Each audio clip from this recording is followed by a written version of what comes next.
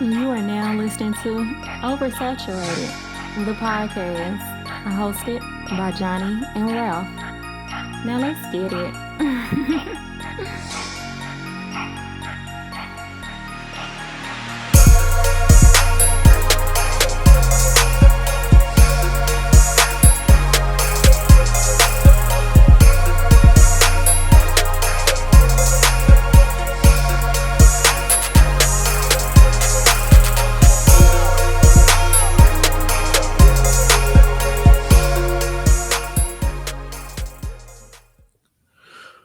Welcome to another episode of Oversaturated, the podcast where we discuss music, movies, pop culture, and everything in between. I'm Johnny. And I'm Ralph. Welcome to episode number 256. 256, man. It's Christmas time, so I guess I'll be Ralphie Claus.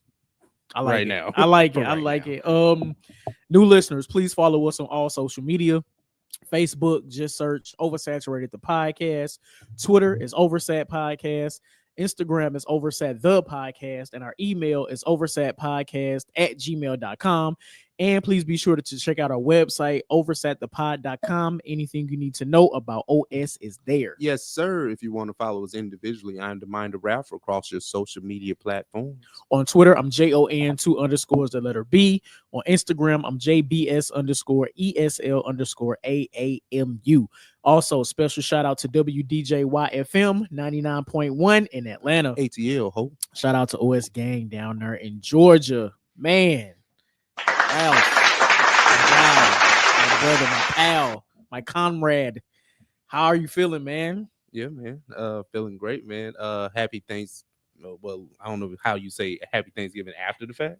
Happy post Thanksgiving? Yeah, I don't know. We'll go with that. We'll go with that. But I hope everyone had a happy Thanksgiving. I know I had a great day off. I'll just say that. Word. You know what I'm saying? Just ate crazy and went back home because I had to work the next day, so it really wasn't, that much of a that big of a fanfare for me per se. You know what I'm saying? It was a good time to kind of spend with family and loved ones, but Thanksgiving's just a day. You know what I'm saying? Not to diminish it for anybody else. Yeah, but it's just a day. You know what I'm saying? And hey, y'all niggas, throw them leftovers away. That shit is nasty today. That shit is done. That shit was cooked Wednesday, maybe Thursday. That shit is not good today. Like, that is not meal prep food. Like, you know what I'm saying? Like, you put a little chicken, little rice, little broccoli in a bowl and save it for 4 days. But nah, Thanksgiving food is not meant. If you pushing 4-5 days, that is hey. Now, is that all food or is it certain food? Because I mean, listen, I think the macaroni could last about a week. Now, granted, if the macaroni good, that's all I'm it's about gonna to say. be gold. It's got wrapped up. It's gonna be gold. It wouldn't last 7 days. It was good. It depends how much it was. Yeah, It might have been like 3 pans. That shit might be dry as hell by now. Like, bro, ain't enough microwaving and ovening you can bring up. Like, you might as well make some more macaroni and cheese at that point. If you gotta eat a week old macaroni. Hey man, all I know is shout out to my mom, man, because she made me the biggest pot of greens. Now, of course, I'm about to portion them out and freeze them, man. But she made me the biggest pot of greens, man. And I was about to say the real ones. No, you freeze greens and dressing. Like, you freeze that. Absolutely. But macaroni and cheese, that shit got to be gone about 2 days because noodles are not meant to be kept that long cooked. Like, you better do something with that. You know how dry that shit is. I'm about to say, look, you got to reboil them at that point. At that point, make some more. Turkey dry as hell. Ham done lost the flavor. Like, man, listen, man, throw that shit away. Ain't enough pineapples in the world. Man, the only thing that might be safe is desserts. Like, now you get your desserts off, but the food, that shit gotta go. That's hella funny. I mean, true, but let me ask you this: what's the most interesting Thanksgiving dish you ever had? Like something that was unconventional.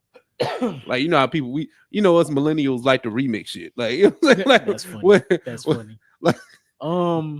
As of late, so the last few years it hasn't been anything, but I remember this might have been while I was in college. I might have visited a friend's family for Thanksgiving or around Thanksgiving or something. Yeah. And I always heard about green bean casserole, but I seen it in the flesh. Yeah. Oh, nah. No thank you. Well, that's unconventional for black people. I'll give you that. Yeah. This is unconventional for, I think, a lot. And I wasn't mad at it when I tried it, but just to hear it. Yeah. I had seafood dressing. Oh. Interesting. Interesting. Shrimp and crawfish inside of your traditional dressing. All the flavors was that. Now I ain't gonna hold you. It was hidden for me. It was good. But I it ain't was go, good. But listen, I'm not go down the hill for it. You know what I'm saying? That's not something that would have even crossed your mind. No, Seafood dressing is great. No, seafood dressing is great, but it was good though. But it was okay. It was fire though. But I'm allergic to shellfish, so I can't eat it. it. It ain't even nothing. It is what it is. You know, but we put turkey and duck and all kinds of shit in dressing. Like, you know what I'm saying? No, but dressing ain't nothing but bread. So it's kind of like now I did have a roasted duck this year. Okay. Now that was fire. I don't think I've had roasted duck for real, but no, I don't know. I don't know. I don't know. I'm just. But it was that was fire. Didn't even need like no hot sauce and nothing. I was like, oh, this is delicious. Whoever cooked that knew what they was doing. Man, what? Crazy. So no, that was. I guess that's kind of unconventional, but I don't know because I never had it. Period. Not let alone for Thanksgiving, but just in general. So I feel like all birds on the, like, you know, I think all poultry is up for Thanksgiving. It's just like, there. You know, turkey's just kind of the one that just became the mascot. But I think chicken. Hey, quail, like, you know, duck. Quail, that's crazy. I think all them shits is just, you know, they get lined up. It don't really matter. Quail for Thanksgiving. Quail for Thanksgiving. Hey, low key, that's an early contender for for title. Goddamn. Quail for that's crazy. Man, but now real quick too, we got to talk about this, man. Shout out to the East St. Louis Flyers. Oh man, of what? East St. Louis Senior High. They are now the 6A state football champs in the state of Illinois. This is our 11th title in school history. Yes. Shout out, you know, a big shout out to my nephew who's the starting middle linebacker, inside linebacker. Word up. Mo Gilliam, my dog. I love you. You did great. Fifth season. 5th year straight that they've gone to state finals. Yeah. Three out of 5. 3 out of the 5. Again, like we said in pre-pro, still better percentage than LeBron. But straight. Just because. Yeah, man. But no, shout out to I gotta address this, man. You know, it's so funny, man. We, you know, East St. Louis has a standard of excellence, especially when it comes to like sports. So that's kind of like what we're known for, especially if you know, like in the Illinois, you know, the state of Illinois. Right. But it's just, you know, we get overshadowed with the other stuff because we have to face so much adversity coming out of East St. Louis. You know, me and Johnny's are byproducts of the schooling system there. So, you know, we went to school there all throughout elementary, middle, high school, all like, of it. Graduated with honors. Daycare, all kind of shit. You know what I'm saying? Like family, we deep rooted in there. So we take a certain level of pride when it comes to East St. Louis and the things that, you know, are being talked about or talked against. But this is the thing that I feel like that we failed to realize when it came to like politics and shit like that. We want a politician to fix certain things. No. Listen, it don't matter who's in the presidency. You ain't gonna stop racism and classism at these high school football games. That shit is gonna happen. That's there. The have and the have-nots are always going to be talked about. Like every school that won a championship from 1A up to 8A in the state of Illinois was private, with the exception of us. Okay. So it was all kind of Catholic schools and academies that have the resources, that put their best foot out there to recruit certain players, even though they may look like us and talk like us and have a certain demeanor. You still want them to go to your school and play for your school, right? Which is weird. But when it comes to the all-black school, which East St. Louis is, you use the socioeconomic trolls, the racist trolls, like y'all ain't nothing but this, y'all ain't nothing but that. But y'all want the same type of players on your team, which is odd to me. It's okay for them to want us to play for them because it benefits them. If it don't benefit them, then that's what, it is what it is. It is what it is. Now, is it right? Absolutely not. But like you said, it's deep rooted. It's learned from generation to generation. It doesn't look like it's going to stop anytime soon. It's never especially in these little rural areas. It's crazy. Oh yeah, and it's funny, right? I'll give you this real quick, and then we can move on. So I'll be deep in the comments and seeing what these kids make burner pages to talk spicy. Of course. I'm talking about spicy, spicy. Like they grew up in this, so they know. Right. They know. Right. You new to this. Like, right. The darkness is your ally. Like, man, what? Born in this shit. So they don't do nothing but troll niggas all day. And then like if somebody that's older comments, they be like, "Hey, you a grown ass man commenting on high school football, nigga? What? we stopped liking sports, Hey, man, but it's still funny though. And the reason I bring this up is because like they have barstool pages, right? Every school has one. It's kind of like it's an unofficial way to get your shit off. Okay. Like so.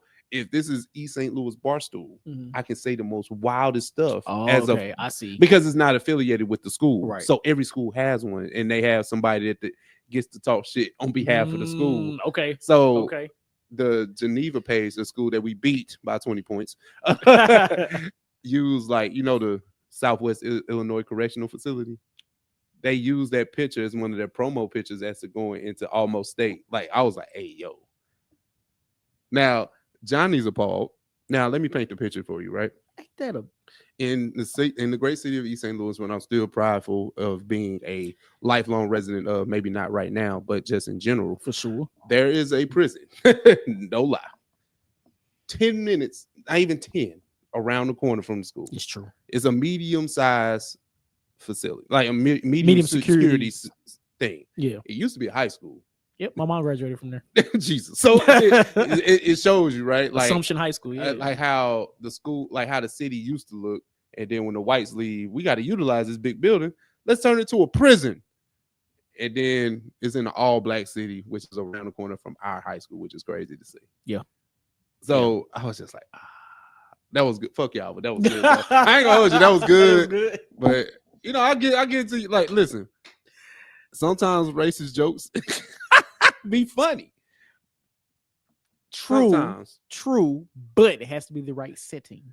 This the thing. They use football to get their issue off. I'm telling you, white people be waiting to get racist. They use sports to get their issue off. Well, so because technically they can't be as open with their racism, now they have to find different avenues. That was the one. You got to troll like, oh well, the city look like this. Well, I don't know if I really want to live in East St. Louis or your hick town. I don't really understand what's the difference. See, they have to. You still got to drive 20 minutes to get some shit, so it don't really matter to me. Exactly. So this is just their way to get the racism off. They have to find different avenues since it's not easily accessible now. Yeah. But nah, people are heavily invested in high schools, as our listeners are in their neck of the woods. You are invested in your high school more probably than your college. Oh yeah. Oh, for sure. You want your high school to be the one. For sure. So it happens, and people, they play them type of games, the recruit games or whatever. I ain't saying East Side ain't above it, but hey, listen, come knock us off the pedestal then if that's how you feel. If you can do it, clearly we can do it better. That's it. So and now we're here. Right, shout out to the champs, man. Word. Man, what we doing? Off the dome? Off the dome. I got one for you, bro. It's actually sports related, and it kind of dawned on me yesterday because I was sitting out in the cold for 5 hours. And refereeing is like a thing. Yeah. Would you subject yourself to being a referee for like any sporting event, even if it was your favorite sporting event? Would you want to be a ref for that, especially in the highest of stakes? So highest of stakes. So I'm talking about like if it's tennis, would you want to be a ref for the Wimbledon match? If it's the Super Bowl, would you want to be a line judge? If it's high school football, would you want to be, what I'm saying, like or NBA finals, or like would you mind being a ref in the highest of stakes? Man, that's such an interesting question, because my short answer is yes, I would love to do it, but there's so much like stress and anxiety that comes with it, because not only do you have to literally got to know the rules backwards and forwards, but like, what if something controversial happens? You're the immediate like person to say, hey, whether it goes one way or another. Like if you're a referee in the NBA finals, like if somebody travels on the game-winning shot, like you got to be the one to call it and be subjected to such and such. If you're the referee that calls pass interference on a game-winning touchdown, like if I'm a chair umpire for a tennis match, and if Serena comes up to me and starts berating me because I got a call potentially wrong, like in the moment I'm the person that has to be subjected to that. Not only that, but what comes after, the backlash that comes after on social media, like everything that's involved with the other side of being that type of, like, I don't know, bro. I don't know. You said everything I was gonna say, because that is absolutely not like. Listen, we want to fuck up the refs at the high school games. Man, Like, what you think if it's professional when we got money on the Man, line? what? That's a whole new layer, right? With this whole like sports betting parlays, prize picks, that's a whole new layer. And I've seen people lose so much money. Like, I'm talking about on Facebook, like people that I know. I'm good. Like Like, I don't even want to do. And then the thing is, you messing with somebody's kid. You know what I'm saying? Not to say you messing with somebody's kid, but if you feel like, oh, the ref just on my kid line today, I'm gonna see you after the game. See, like, you know what I'm saying? So no, it's like, even in high school, like That's when I say we want to jump the ref, we was like, hey, we know where it's scoring. It's a couple more of them calls. Like, Look. them calls keep getting a little nasty, bro. Like, hey, let them play fair now. See that? So damn, I might change my answer. No, hell no, I don't want to be a I ref was at any point. I don't care if I'm getting paid. I would not listen. I don't want to do girls volleyball. I don't want to do softball. I don't want to do tennis. I don't want to do. Is there referees in golf match? Like, you know, That's a people. great question. I don't know. I would maybe imagine. maybe not a ref, but like an officiating judge or Probably something. I don't do none of that. None of hockey. No, Golf might be the easiest. They fight in hockey. The players fight. They let them fight. Imagine like you a referee of like a high school hockey, and then the high schooler pieces you up. Like, you know what I'm saying? The high schooler gives you these hands. Like, see, now I gotta see you and your daddy. Man, like, what? Like, that's crazy. So, no, I'm good. Like, to answer the question again, no. I initially said yeah, but no, I don't think you had to talk your way through. It's too much. It's too much involved. Like, it's not. I just want to be a fan. Let me just be a player. Shit. I'll go play tennis at the highest level. Let me be. I'm gonna buy my ticket to watch, but so I can yell at the ref. Listen, I told you, man. I was yelling at refs and teenagers for 5 hours. I'm good. I'm surprised I ain't sick. I'm about to say that's why you had to go with rest. Right, exactly. I rested the whole night. That's funny. Oh man, that's a great question. All right. So for my off the dome, this somewhat music related. Okay. And I don't know how. Well, I know how to hit me. My answer to this question is what kind of made me come up with the question. Okay. So I was riding in the car, and a song came on. Okay. And it took me back to like a time when I was really outside, like right after college. Oh, okay. And just realizing, like, I used to turn up to, I don't necessarily want to say odd music, but like music that I wouldn't necessarily turn up to today. So let me ask you, what's one of the oddest songs you remember ever turning up to, just at any point in life? If you need time, I can give you my answer. Yeah, go ahead. So I know we used to reference the venue, the lounge Lola here on OS. Mm-hmm. And I've had many great nights in Lola. And this one particular night, House of Pain Jump Around came on. Now, I don't know. You know, I might have been inebriated. I don't know. But I remember having the time of my life. And that song came on and I just went fucking crazy. I didn't even know I knew the words at the time. Like, it was a great night. And then Jump Around came on and we just, kicking it out, jumping and just, high-fiving people. It's crazy. It was a great night. So yeah, House of Pain Jump Around. And it came on my playlist the other day while I was driving. And I was like, this is such a random song. But then it took me back to that time. It's like, damn.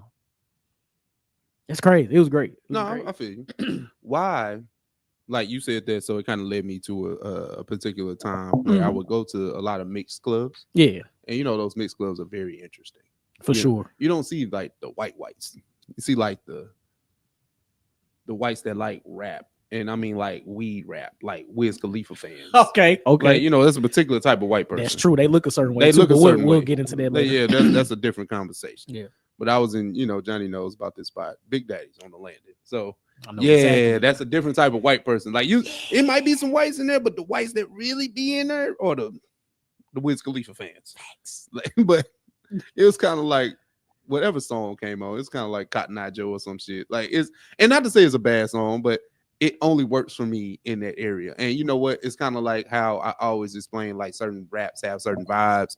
And I would, me and Johnny go back and forth on those things. I was like, hey, you got to hear it outside. Like, he'll say that's the only way it's going to Different work. environments. So It's true. ain't no way I'm cutting on Cotton Eye Joe. But I don't even know who sings that song. And that's fine that I don't, because that's their song. That's their song. You know what I'm saying? But in the proper setting. But in the proper setting, hey, why not? give me one of them mixed bullshits behind the bar.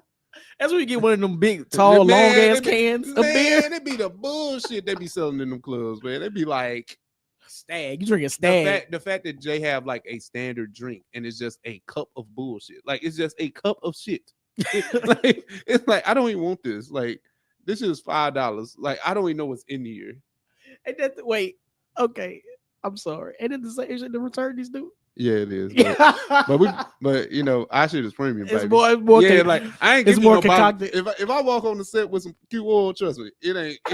Listen, this is mixed to perfection. Oh yeah, this is premium.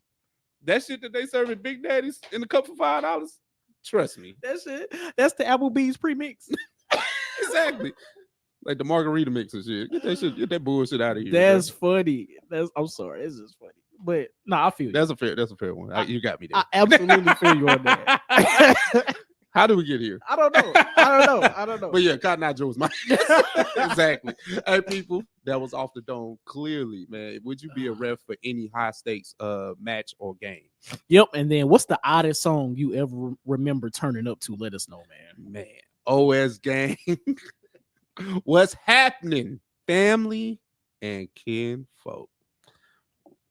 We got a few topics here on the OS news docket. I'm serving the pitch slowly. You know what I'm saying? Because it's a lot we got to get into. So Drake, Aubrey Drake Graham has graced our headlines with shit. You know what I hate about podcasting slowly? When we record on Sundays. What's that? Because Mondays the world seems to implode. You know what I'm saying? No, so we had to get a week of bullshit takes. You know what I'm saying? Before we got to ours. You know what I'm saying? But Drake decides to sue UMG, which is Universal Music Group, for two different things. For I think it's inflation of a song, song metrics. Yes, to that extent. He said he pretty much claims that Not Like Us isn't that popular due to bots and streaming manipulation, and he's suing for defamation for Not Like Us. He's not suing Kendrick. Let's put that out there again. I know people have had a week to hear this and read about it. We're just giving our take on it. But he is suing Universal Music Group. Johnny, what do you have to say about Drake's two pending lawsuits? Where do I even really begin with this? I don't know. Talk about. I know you're going to say how you feel. Yeah. Let's not get into the details of the lawsuit. What do you think this looks like optic wise? Oh well, let's just start there. Just off rip, this is just optics wise. This is another L for Drake. Like I always go back to, I forget which song that was, but it was one of the songs where he was pretty much begging Drake to come outside. Like, nah, you can't run it. You can't hide and all that kind of stuff. Oh, okay. It wasn't push-ups. It was the one after that, right? It was one of them. It might have been push-ups. Push-ups was the warm-up, the teaser. And then you got Taylor Made, and then you got Family Matters. Okay. So Family Matters was supposed to be the nail in the proverbial coffin of Kendrick. So it had to be push-up. It was like drop, it was push-ups. So I remember that song and I like that song. Mm-hmm. But I remember him saying, basically telling Kendrick, nah, you can't hide. Like, don't go back into your shell. Like, nah, come outside. We here now. Yeah. I remember that. And now from there to here, where Drake has now seemingly filed a petition, a lawsuit, or whatever against Drake for Not Like Us, when this is what Aubrey asked for. You asked for this. So to ask for this, clearly not knowing what was going to come on the other side of this, and now you're here to basically sue the company that you work for as well. Yeah. And so-called pushing this song out there for people to like, saying that they really don't like it. No, that ain't the truth. That ain't from what I seen. That ain't from what I seen and heard. So Because even today, what 6-ish months later, Still whenever Not Like Us come on, it's still going crazy. I seen a cover band do Not Like Us. A cover That's band. crazy. And That's And crazy. it went off. And it went off. But okay, It's insane. let me answer my own question. The optics of it is just disgusting, regardless of the details of said petition or lawsuit, right? This looks like Drake was the principal's pet. And the minute something didn't work for him or he gets in trouble or hot water, oh, you didn't defend me or you didn't do whatever you did last time. Yeah. They're picking on me out here. What you gonna do about it? You know what I'm saying? Like, and you letting all this stuff fly. I thought y'all was your boy. I thought, I was the boy. You know what I'm saying? Either way you slice it, it's corny. I'm not of the belief that, and it's like now Most Def looking like a prophet when I called him a hater a few months ago. You know what I'm saying? That's funny. And it's like I called him a slight. And I wasn't like fully on the like he's hating. Mhm. It's just a little bit of hate. You know what I'm saying? I gave him like, hey, if we had to put a measuring on this, I say it was about 35% of hate, right?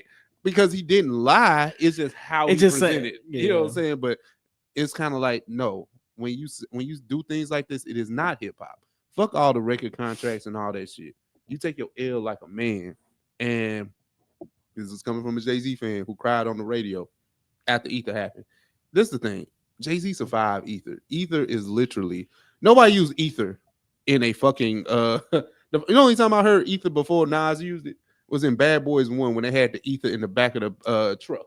That's the only time I heard of Ether. That Ether became a verb, like bling bling became a verb, like in hip hop. Jay had to survive. That's facts. You know what I'm saying? So, and this is the other thing. People talk about Ether like it's trash, right? You know what I'm saying? Like it's trash by the metric of where Nas is as a lyrical rapper, right? But as a diss, got his issue. It's up there, baby. But top one of the best disses of all time, right? Jay-Z is still arguably, in my opinion, a better MC overall than Nas. That's my opinion. But if we're talking about the beef, he had to survive. Like he survived a lot because remember Jay-Z had to deal with the Ether stuff. I'm not a biter. I'm a writer. That shit was on the radio. So if I'm talking about, he had to deal with that shit in the 2000s when we had no other outlets. We had to deal with that. They was playing that shit on St. Louis radio. We don't even care about New York radio or New York shit here. But somehow Ether was getting played. I'm talking. Look, that was like I remember recording that shit on cassette tape off the radio. I remember that. Listen, I'm not a biter. I'm a writer. It was played on the radio. Come on, nigga. Man. That is at minimum now. That is just a Instagram special. You know what I'm saying? This shit was getting played on the radio. I have not heard Port or Antonio or the Black Forces Kendrick song on radio. Oh no, that shit is for. So you see how crazy that sounds in 2000s terms. Jay-Z didn't sue. He didn't sue Def Jam or whoever the fuck was over Def Jam. You know what I'm saying? He took that L. He figured it out. Came back. Let's make Blueprint 2, baby. Like, you know what I'm saying? Let me just get back to making some songs. And so let's stay to that point, right? And this is what I guess I've been trying to get out, and I think what a lot of the industry has tried to get out, like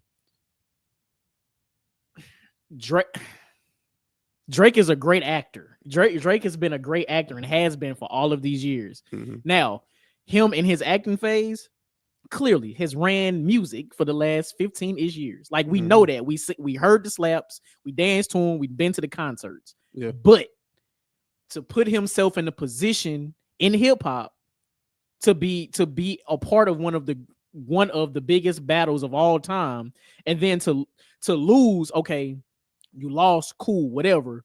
But in your loss, you can't forget that you're a great artist. You ran the last 15 years again. So yes, you came out with the L in the beef with Kendrick, cool. But if you're so much of a great artist, why haven't you continued to put out the slaps? Hell, it's almost the same thing. I guess it's kind of the opposite of what Gunna, right? Mm-hmm. Like Gunna got out of jail from the Rico case. Yep. And a lot more than half of the industry said, I ain't fooling with you no more. But what Gunna do? Continue to put out the slaps. Yeah, he put out to put out the slaps. So why is it 6, 7, 8 months later Drake has not been able to do that. Well, now we get into what the meat of the petition was, right? Yeah. It's like inflated streams and nobody really likes this song like that. Well, if we open the books on Kendrick, we got to open the books on you. Absolutely. And then, do you really want to go there? Because Drake fans, what I've always heard and I've always had these arguments about is always like, oh, he gives hits. Oh, his numbers. Oh, he's number one. Okay, well, if you are on the biggest label with the CEO basically pushing and promoting everything you do, Yeah. how many of those hits are genuine now? Because Drake has been on plenty of songs that we, like you said, you went to see Drake, what, last year? Or was it this year? Damn, was that this year? It might have been. It was like the top. It was either the top of this year or late last year, one of them. Either way, right? You said you forgot about how many songs that he had. Oh, absolutely. And I did too when I seen him in 2016. I forgot at that point how many songs he had. So it's kind of like, let's think about this. Mm-hmm. How many of them fucking hits are memorable? Come on, man. Like, you know what I'm saying? So it's kind of like, what do we measure hits by? Is it just the fact that it's chart position? Mm-hmm. Or do you actually have an attachment to the song? Because Drake done put out some duds that was hits, quote unquote. Mm-hmm.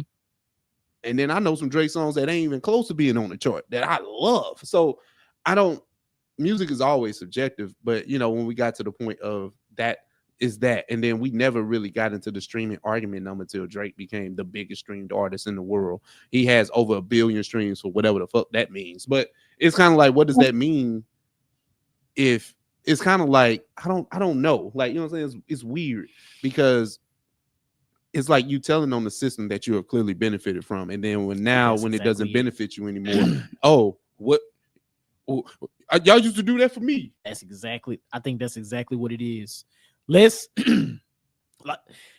like everything you just said, right? Let's say UMG and Spotify did inflate the Not Like Us numbers on Spotify. Let's say they did that. Okay, yeah. And I'm with that. I'm of the notion to believe that they did do it. And again, and maybe they did, but this is the one time that they've done it for Kendrick. How many times have they done it for Drake throughout his career? Not only Spotify. Let's not even keep it to Spotify. Just throughout his career, because he had a deal with Apple at one point. Like he had deals with with these tech companies at one point or another. So because he's had these deals with these tech companies, how often have they put pushed the button and inflated the streams for him to say he has 1 billion streams? He's the number one most streamed artist in the 2010. Like, how often has that happened for him? He has a song with Bad Bunny that you don't even hear. See? Now, they wanted to work that song. They could, but I don't think the people gravitated towards it. Now, if the people gravitated towards, you know what? Let's push this. Yeah.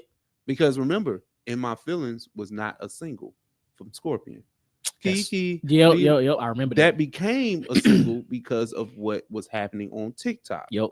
Shiggy challenge and all that. Shiggy got that shit jumping.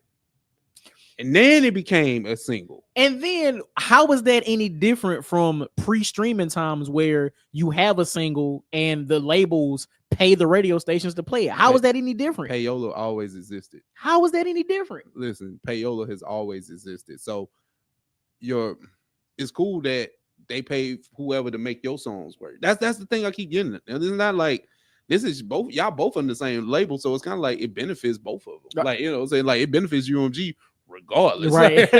right. Regardless. It's so much to be said about this, bro.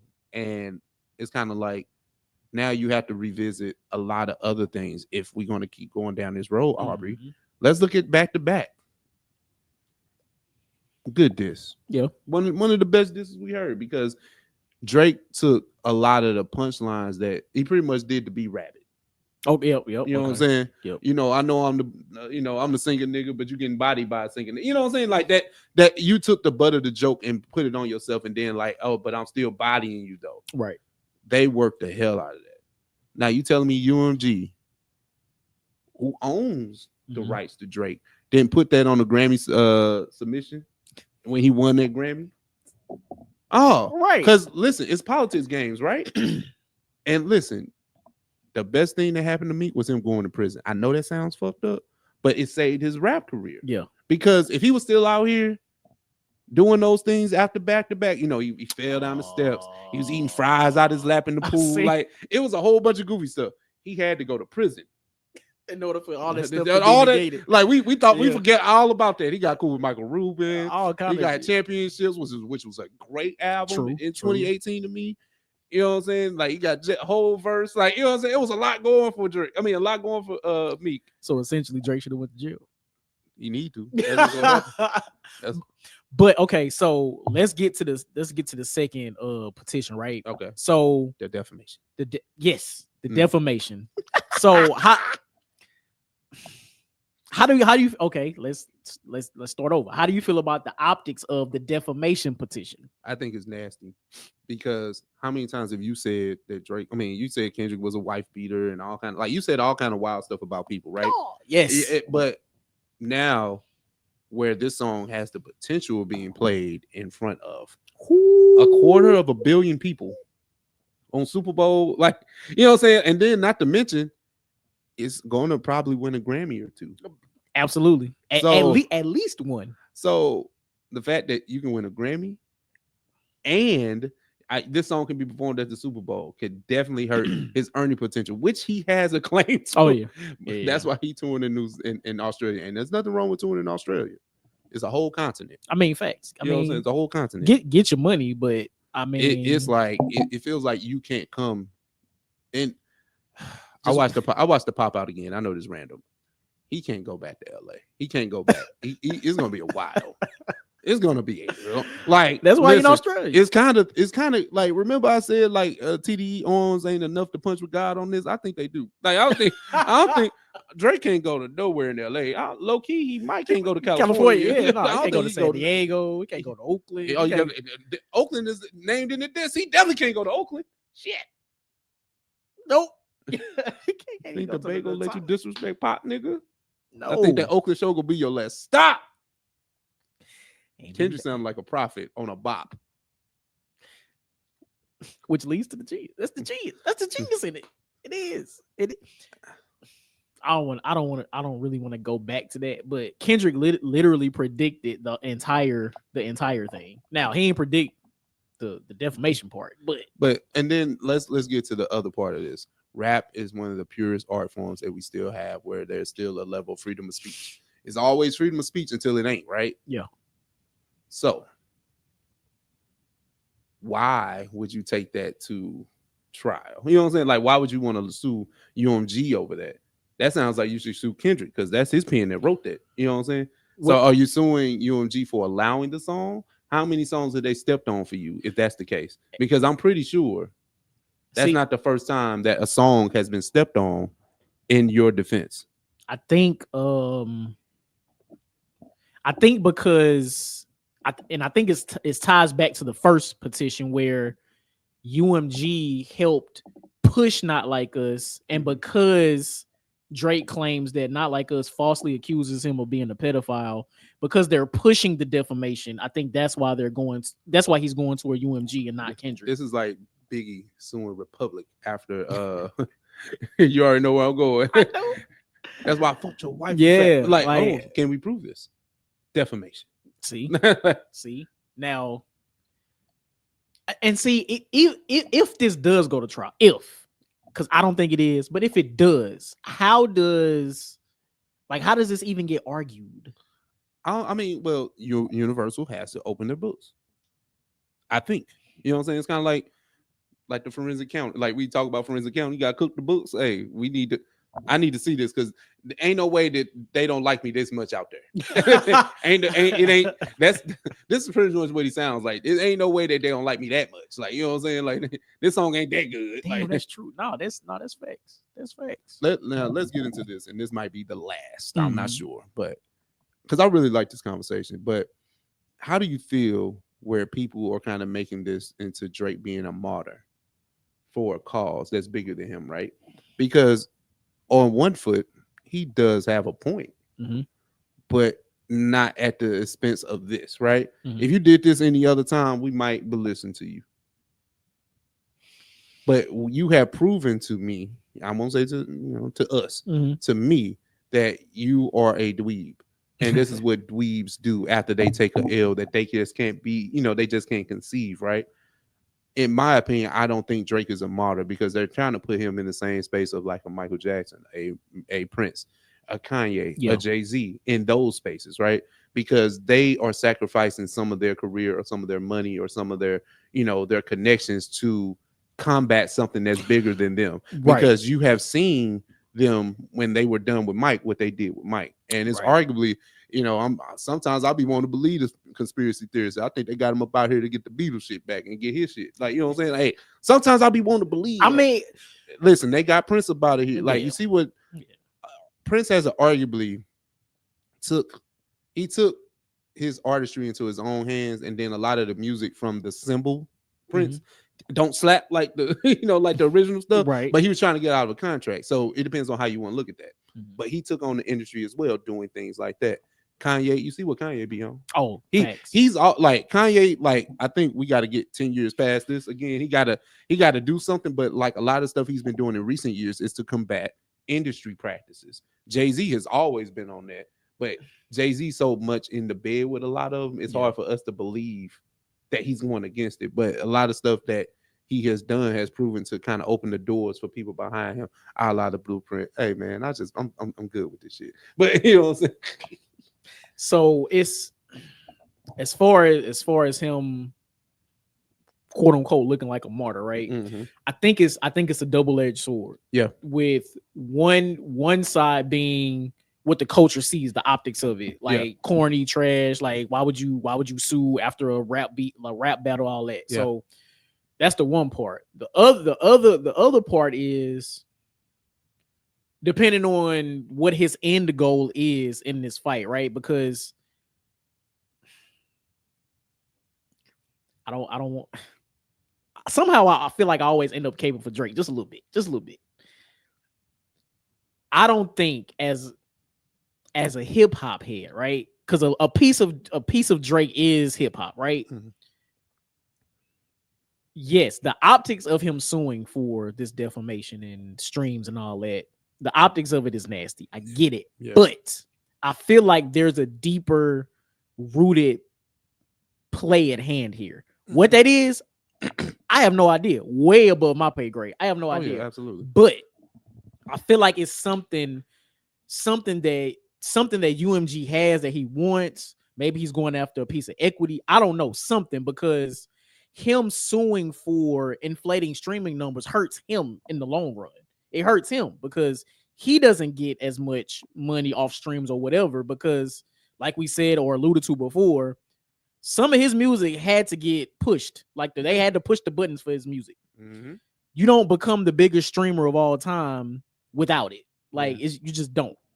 So it's a double-edged sword. And I'm kind of glad you brought up the Kanye point, because what this whole Drake thing is starting to look like is the beginning of everything that Kanye has been doing or been trying to do with the industry as well. This is what it looks like. It's just, it looks different because Drake can turn off being black and turn on being Jewish. So the way the conversation looks is a little different because of who Drake is, basically. Yeah.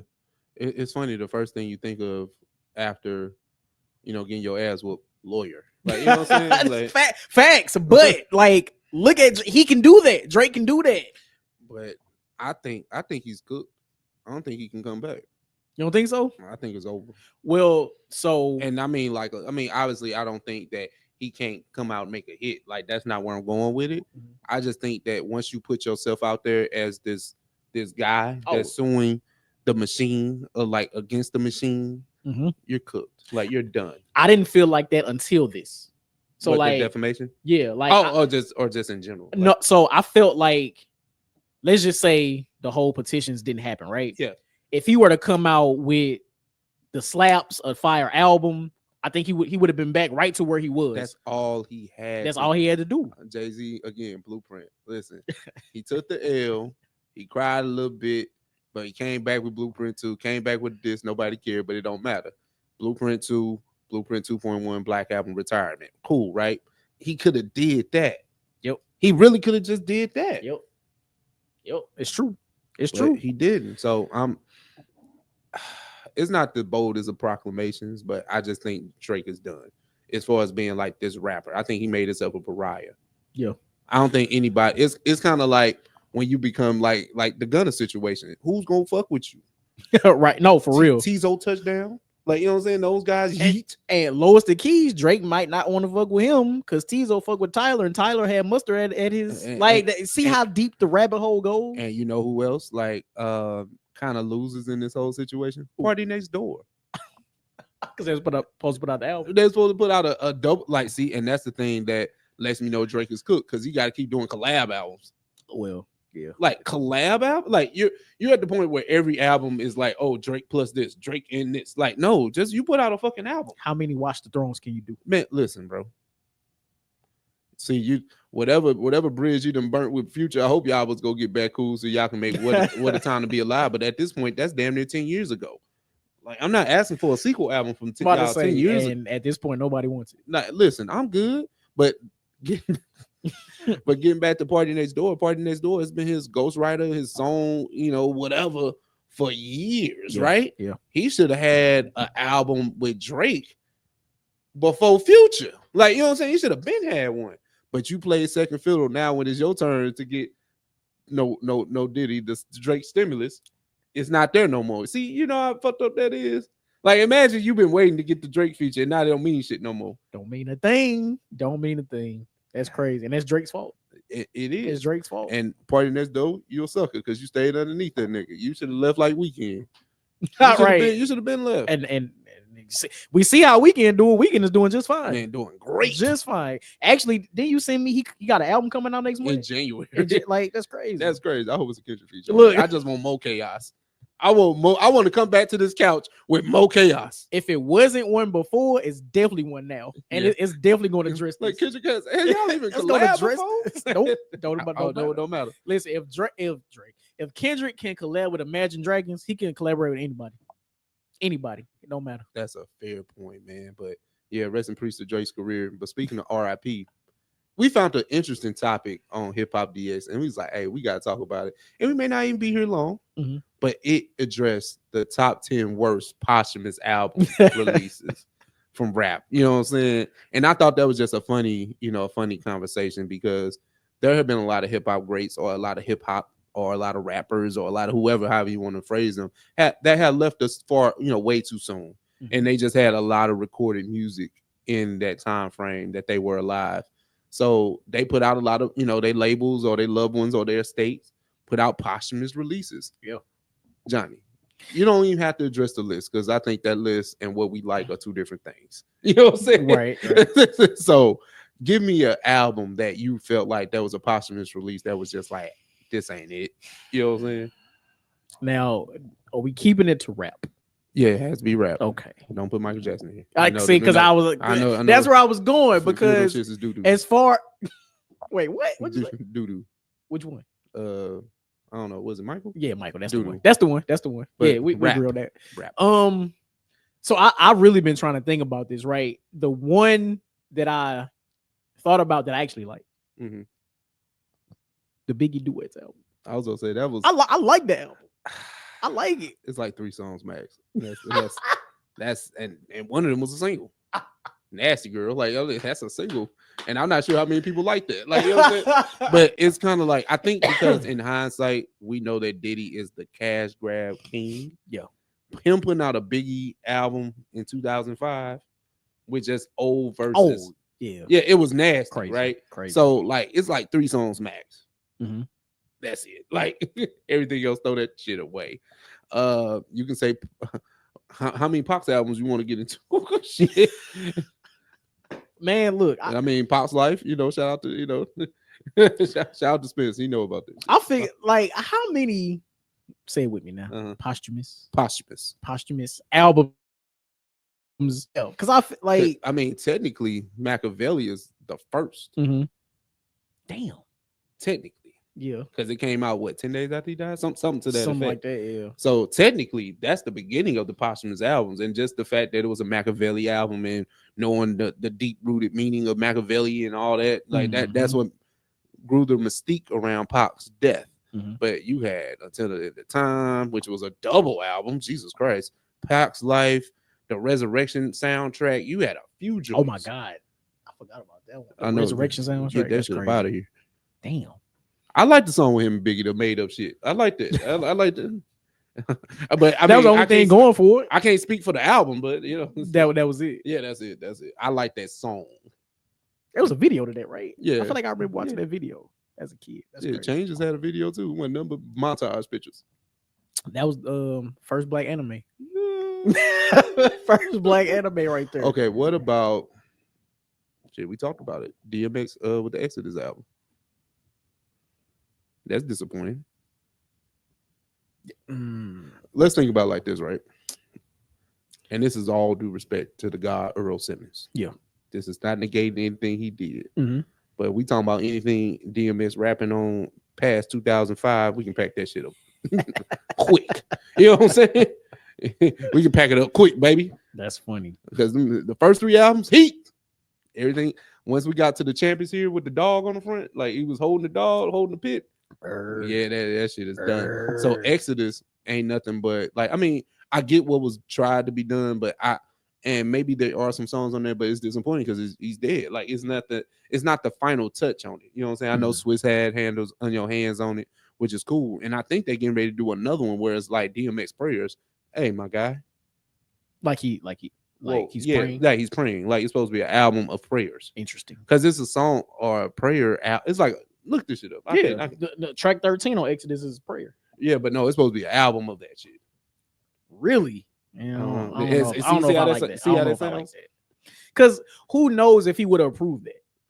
That's the thing. Yeah, and then a lot of that should be money grabs because there are people that are hardcore fans of these people and you playing with them. You know what I'm saying? Right.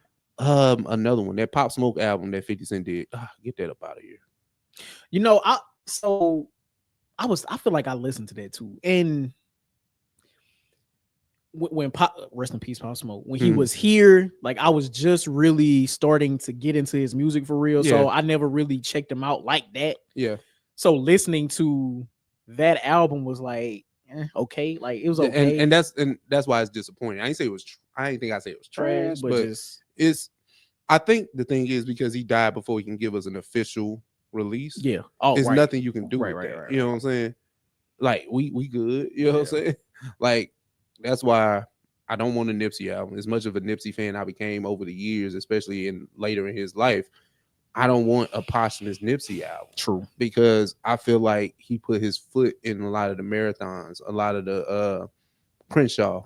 And then when we finally got Victory Lap, it felt like, okay, this is commercial, but it's good. You know what I'm saying? Yeah. So I don't want that. Like I'm good. You know what I'm saying? So because this is the thing, posthumous albums are never going to live up to your expectations. It's kind of like you had to go in there with the bar being hell and just try to hope and pray that it's okay. Hope it is okay. Yeah. No, it's true. That's true. And it's a shame because I imagine with a lot of these artists, right? I know they have music that they would have loved for the masses to hear. Yeah. But other people get a hold of it and they don't necessarily treat it the same way that the artist would treat it, which is how we get these albums that are not up to par, right? Absolutely. And you can hear, like, I feel like you can hear it in a lot of the songs. Absolutely. Which is, it's crazy. So why they don't leave this stuff alone? I guess money, but outside of that, like I don't know why they would continue to do that. And then you would just have to run the streams up on stuff like that. And that's the only way that these estates are gonna make money. They can't tour. Like, like I know Juice WRLD put out an album now. Man, I ain't listen. Respectfully. Y'all got it, kids. Cool. You know what I'm saying? Cool. I know you got a documentary on HBO. Hey, shout out to but some stuff I just let y'all have. Like, you know what I'm saying? I don't want to understand. I don't need to. Rest in peace. I know he put out a posthumous album. He was like doing stuff with Future. He was doing, he was making his moves. Yeah. Like Triple X. Right. I think that his fan base was kind of disappointed with his last release. I mean,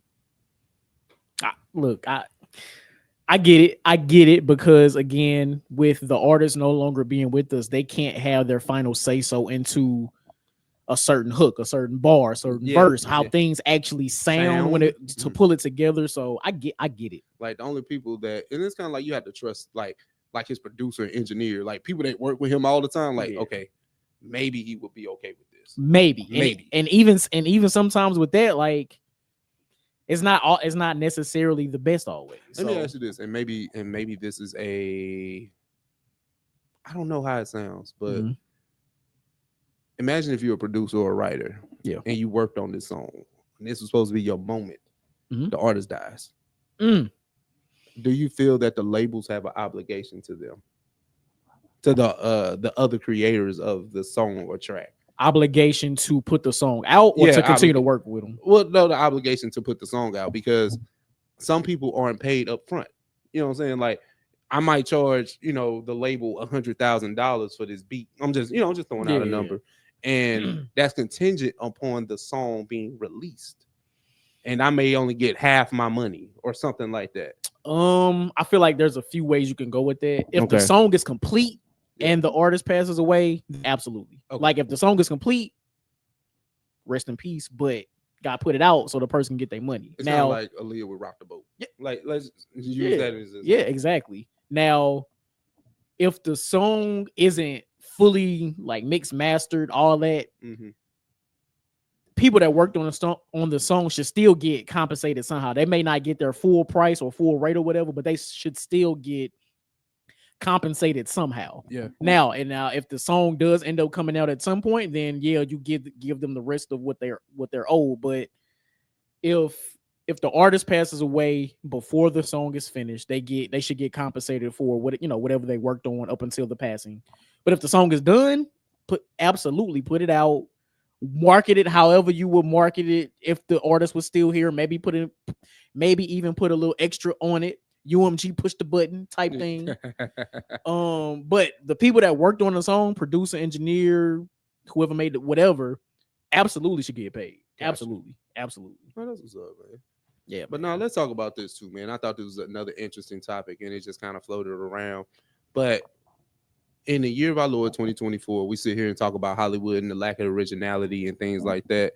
But when you look at the box office numbers, a lot of those movies that are in the top 10, top 15, I dare say, are all legacy sequels, continuations, it's always a spin-off or remake type thing that gets the people butts in the seats. So, Johnny, we sit here and talk about Hollywood and its lack of imagination, lack of creativity, but yet the numbers say something completely different. Now, I don't know if these are manipulated because, there's been a lot of manipulation going on per Aubrey Drake Graham. But, Johnny, what do you think about, like, just knowing that, hey, the domestic box office says that, hey, sequels are it. So we're probably going to get more. It's definitely an interesting metric, right? Mm-hmm. But when you really think about it, I feel like it kind of makes sense because and follow me, right? Yeah. I feel like there's so much going on. There's so much that has been going on just on Earth, period. Like on Earth. I ain't even talking about just the United States, just on Earth. Okay. Like we've been through a pandemic, Yep. like global recessions, all kind of shit, right? Yeah. I feel like it kind of makes sense for sequels to really make the most money in theaters because it's tied to people's nostalgia or feelings around a certain period of their life, right? Yeah. Like let's take let me think. I'm looking at this. Let's take the sequel to Beetlejuice. Beetlejuice. Yep. Beetlejuice came out 30 years ago. Yes. Shit, 30 years ago I was 6. So, that's neither here nor there. But the people that I'm imagining that are going to see this movie are a little older than us, and that movie is tied to a really happy or good time in their life as a young kid, as a teenager, as whatever. So to have something from their childhood where they're able to revisit in somewhat of a new light, right? I think it makes sense.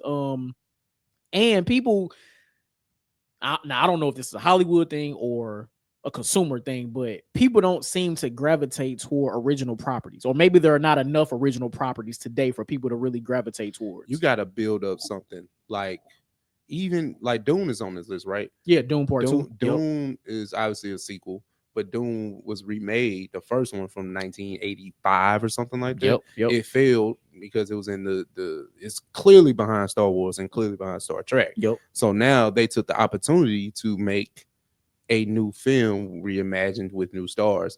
And this is the other thing that helps a lot of new actors kind of break ground. Mhm.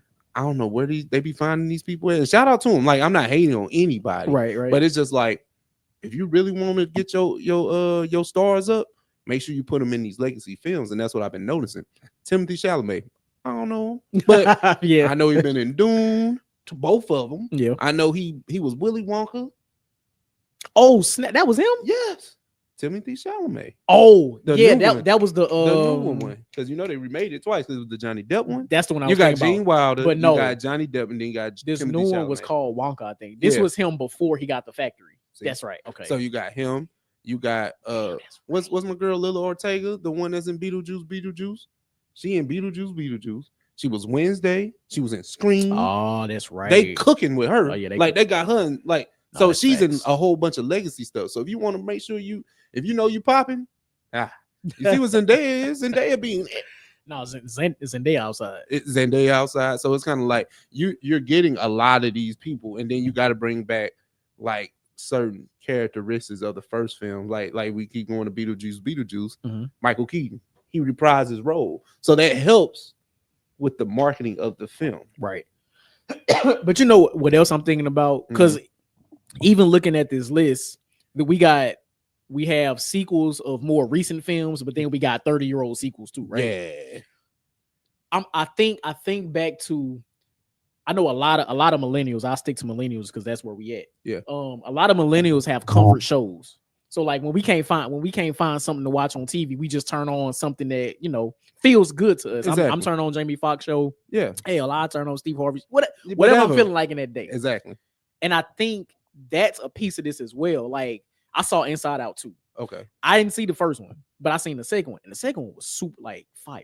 Like I almost cried type shit. I ain't gonna hold you. I saw Incredibles 2, and I ain't never seen the first Incredible. Yeah, but it was good. Yeah. But a lot of people see these first films, and I've heard great things about Incredibles and the first Inside Out. Mhm. But it's like knowing that these films are good. It's kind of like your favorite artist, right? Mhm. If Jay-Z put out an album tomorrow, first thing you're gonna do is download and listen to it. Mhm. I think it's the same thing with these sequels. Yeah, I know I've seen it's familiar. It's familiar. It's a familiar. That's thing. what I was looking familiar to say. place. It's familiar, so Right. it feels good. I know I'm probably gonna really like it, so I'm gonna go see it. Yeah, the only thing now, Wicked isn't original, right? Like it's a play, right? Yeah, it's a play. Okay. It's a play. Yep. And then you get a lot of those. You get a lot of plays being adapted to movies, books. I mean, the book play thing has always been there. So excuse me, right? True. But Twisters was the interesting one. How the fuck is and I just watched that shit on Peacock, bro. Let me tell you something. The same film. It's the same thing. It's the same. Just film. with new people. New tornadoes, more tornadoes, fire, like Big tornado. big tornadoes. Like it's the same shit, man. Hey, like man. like I said, you find another Hollywood person you need That's to push. funny. What's my dude name? Gene Powell. Mhm. He was like Goose's son in like Top Gun. Oh damn. He was in another legacy sequel. That's crazy. And he's like the dumb. Well, he's not dumb. Like he's just like the redneck that's chasing tornadoes, but they did it in a 2024 type of way. Right. So I was like, we really let this happen. This film, and the film is not bad. So let me not say that. But Hollywood, y'all, and it's so open ended to where they could do a Twisters 3. And see, that's the other part. That's insane. That is nasty. I'm not finna watch these niggas chase tornadoes again. again. I don't know, bro. I Next just had time to kill. Next time it's gonna be in London. Like you chasing tornadoes in the United States. Like you got to go to No, Australia. we gotta go to overseas and chase it. Maybe it's a different type of tornado. I don't know. Man, I don't know. Maybe it's red. I don't know. Ooh, red tornado. See what I did? There, No, never mind. All right. But no, it's crazy though, because looking at this list, like out of the let's just say top 20, only 3 of these might not be sequels. Like that's crazy. Quiet Place is a prequel, so that's a prequel. But it feels original because that's a concept that's been within the past 10 years, right? So that feels original. Ghostbusters somehow, Gladiators there, Alien Romulus. That's a whole thing. You know what I'm saying? Like Alien franchise. You got Kingdom of the Planet of the Apes. I haven't seen that, But a lot of these are just Kung Fu Panda 4. Bad Boys being top 11. Godzilla and Kong, Moana. Like, bro. This is crazy. Despicable Me 4. And then, bro, look at the distributions. They all say the same shit. Walt Disney, Universal, Warner Brothers, Sony, 20th Century. It keeps Paramount. rotating. That's it keeps rotating. Some to say Neon. That's long legs. I don't know what that is. A24. This is crazy. But again, these are the majority of these movies are properties that people are familiar with. Like, and especially with inflation, right? Like, I know a lot of people know their children are going to like Despicable Me, so we're going to go see Despicable Me. Hell, we know what we're getting with a Deadpool movie, so we're going to see Deadpool. Like, that's really what it is. That's really what it is. One comic book film, but that's all we had this year. That's all we had. So next year gonna turn up. Yeah, this is interesting, man. But I thought that was an interesting concept, man. I was just looking at this. I was like, man, bro, we sit here and talk about it, but we a part of the problem too. We seen these films. Like, we ain't had no problem going to see, like I just say, if you went to see Moana, you like, I'll go see Moana too. Fuck it. Why not? No, for real. Like seriously. It's an established IP, established character. Why not? Yeah. Speaking of movies, and maybe this could be our last topic because we kind of over time, but bro, we mentioned this earlier this year, but Kraven is still coming out. It come out on I think it's December 13th, which is in like 2 weeks. Clearly, we don't care. Like, I ain't say the movie studio don't care. The Sony don't care. I ain't seen no promo. We seen the one trailer a few months ago, which was fire, but we ain't heard nothing. And we ain't seen no commercial. We ain't seen no McDonald's collab. We ain't seen nothing. Sony don't care. Sony know. That's why they buried it in December. That's what I'm looking. I'm looking at the Sony top movies they got on here. I mean, the highest grossing film they got is Bad Boys. Jesus. I got nothing. What's crazy, but what's also crazy, I haven't been to the movies in a while, so I might go see it. Just because. Because I ain't been there, but I really don't got nothing for it. That's why you mentioned it. You should have just waited till you saw it and came and talked about it. And this is why I'm not the segue. Because I want to talk about Penguin. Well, let's get to it. Anti-heroes. Yeah, because I did it. Yeah, I see what you did there. So you cooked it up. Blurred topic, blurred segment. But hey, man, I finally saw the end of Penguin last week.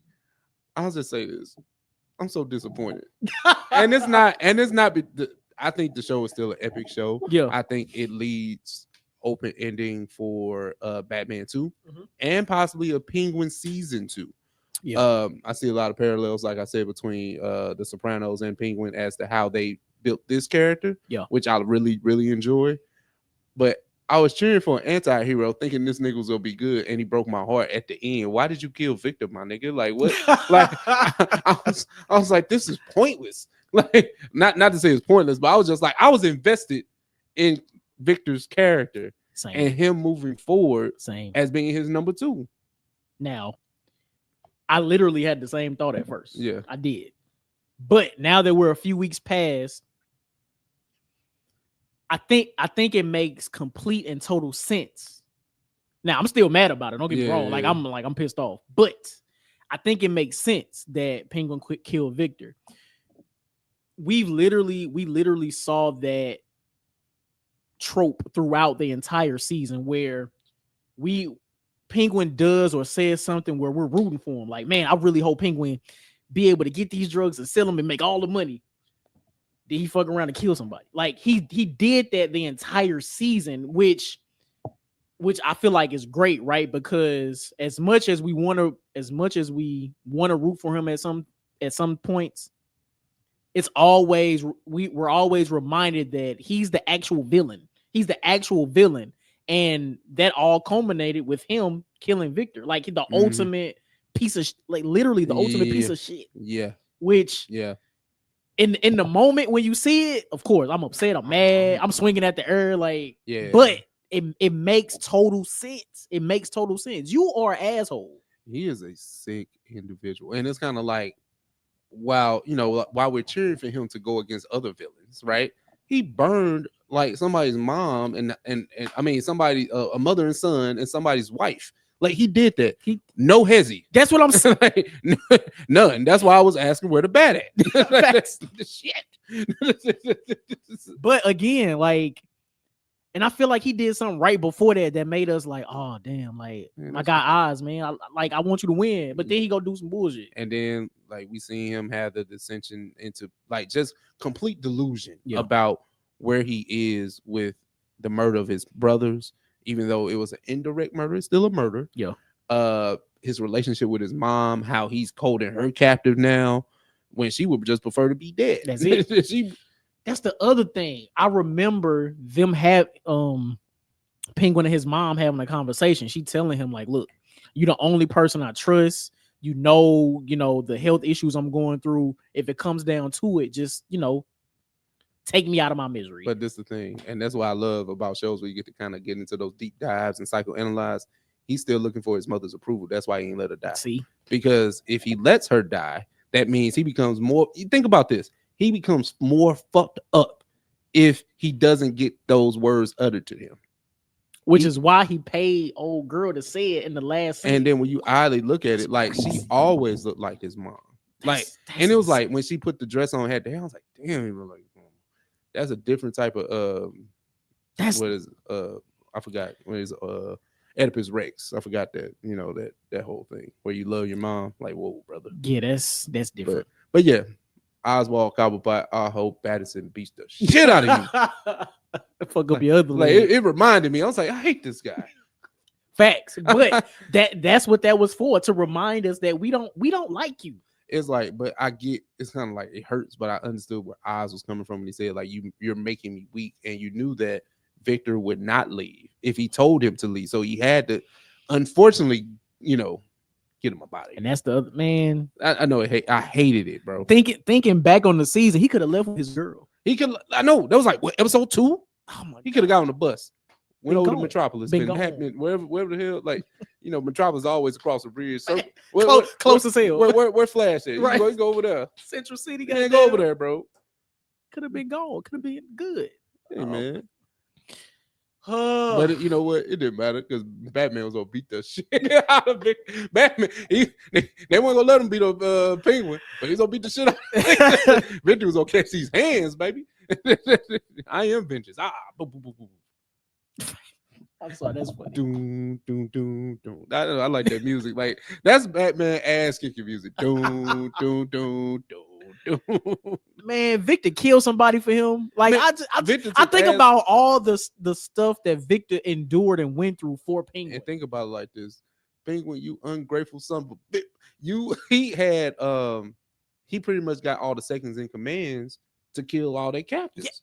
Yeah. And that became off of the back of Victor bringing up, like, curating those relationships. Right. He knew that everybody was ready to step up. So they had to kill their bosses to get out the way. That's a Victor move. They ain't had nothing to do with you, Oz. Penguin definitely need his ass whooped. Like every day, so every day at noon. It ain't gonna happen until 3. And it's so crazy. Why does Batman have to deal with so many villains at one time? I know clearly Gotham is fucked up. But it's just like he gonna have to deal with the Penguin doing Penguin shit over here, which is slowly becoming Penguin gonna be political, man. That shit. Oh well, man, what? I love it. Like I love it, but I don't. Shit, there was nowhere else for him to go but like that route because he done dismantled the drug game in Gotham for real. Yeah. and in 8 episodes, 9 episodes. How many episodes he got it done, man? Crazy. But I mean, so long story short, I guess definitely this is the end, right? So would you be excited if they never did another season, or would you prefer another season like going into Batman 3? Because we don't get the Batman 2 or whatever that's going to be called until 26. 26, yeah. They haven't even started filming the movie. And so in order to get a season 2, I feel like Penguin has to have a similar, if not bigger, role than he had in the first Batman. Absolutely. I think they did a good job of setting that up, just to kind of piggyback off of what you're saying. Because just looking at the fact that he was in City Hall, kind of giving directive to, he's not the mayor, but I can see like he's like council chairman or something like that. But you can see the Penguin about to have beef with the mayor. Like you can kind of see that lining up. Facts. So is that a concept we're going to get in the movie or in the next season? So and I don't know. But I would like a good political play in the film. I would like that. I like a good subplot. Oh yeah, for sure. Which I mean, shit. If the movie 3 hours again, you're gonna have to have one. We ain't gonna have no choice. Gonna have to have no one. choice. This nigga's a detective, not a superhero. So we gotta say you gotta detect shit. No, that's facts. That's facts. No, this is the real detective. Man, what? That's crazy. But clearly, yeah, man, we have reached the end of our docket. Johnny, what you got for the people, brother? Listen, if you're on YouTube, we appreciate you for rocking with us this long. Yes, sir. Hit the comment section. Let us know about any of the topics that we discussed today. Yep. Hit that like button. Yep. Hit that subscribe button. Yep. And hit that notification bell so you don't miss another episode. Yes, sir. Now, if you're on audio, you know what time it is. Song of the week. OS Song of the Week. Listen, man, J. Cole has been putting out. You are now listening to Oversaturated, the podcast hosted by Johnnie and Ralph. Now let's get it.